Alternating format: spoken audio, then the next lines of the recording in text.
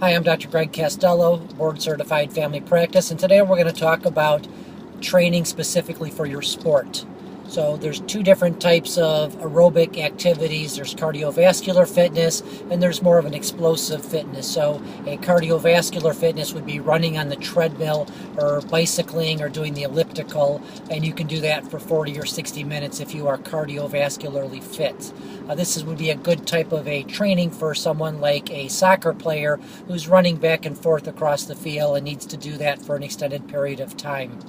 And another example would be a baseball player. So a baseball player doesn't run a whole lot during a game, but when he runs from 0 to 60 in 5 seconds, and then he's resting for a short period. So running to first base, stealing a base, chasing down a fly ball in the outfield. That's very different type of exercise than cardiovascular fitness. So I know this for personal experience that in the pre-baseball season, I would do a lot of cardiovascular work and spend 40 or 50 minutes on the elliptical training, and I had low heart rates and I was cardiovascularly fit, but the first time I went out to play baseball, I got short of breath and I ran to second base and it was difficult to do, so my pre-season training really had no benefit to me.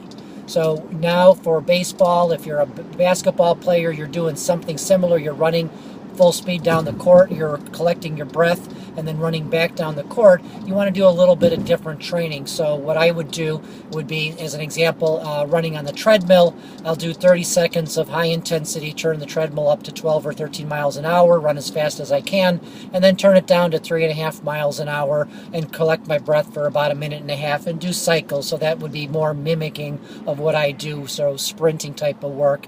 If you're outside, you can just sprint down the side of the street and then walk back, collect your breath, and then sprint back in the other direction, and that's going to give you better training. The other thing that you want to consider is what's called fast twitch muscles and slow twitch muscles. So fast twitch muscle, that's explosive energy, so running quickly, jumping for a basketball player, pitching a ball. These are fast twitch, explosive, short duration type of exercises, and you want to do lower weights. You want to do higher intensity training to do this, to try and stimulate development of fast twitch fibers in your muscles.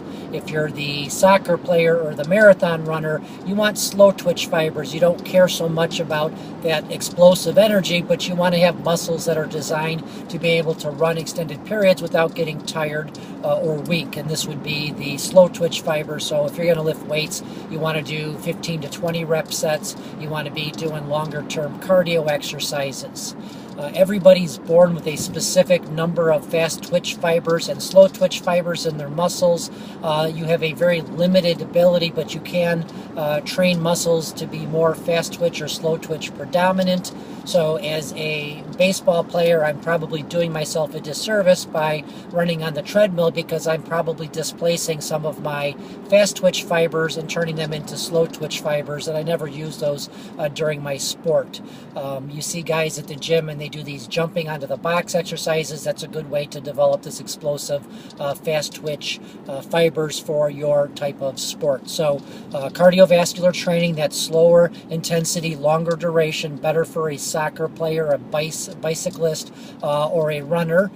The explosive, maximum intensity, slower duration with a recovery period in between sets. This would be better for a baseball player or a basketball player or football player that needs explosive energy for short term and then has time that they can recover in between sets. As an interesting side note, the Russians, who are always taking their sport seriously, actually will choose their athletes at age 6 or 8. They do muscle biopsies on children, and they look at them under the microscopes and determine if that child has a fast twitch predominance, so maybe they're 60% fast twitch muscle fibers. They'll actually put those kids into sports that require fast twitch type of activities. If the kid has 60% slow twitch muscle fibers, then they'll actually start training that kid for more endurance type of sports. So more than we do here, there is some ability to switch fast to low and slow to fast, but it is limited. So you might honestly be a better endurance athlete and not have the great success as a explosive athlete or vice versa. But training can give you some change in benefits in that. Dr. Greg Castello, thanks.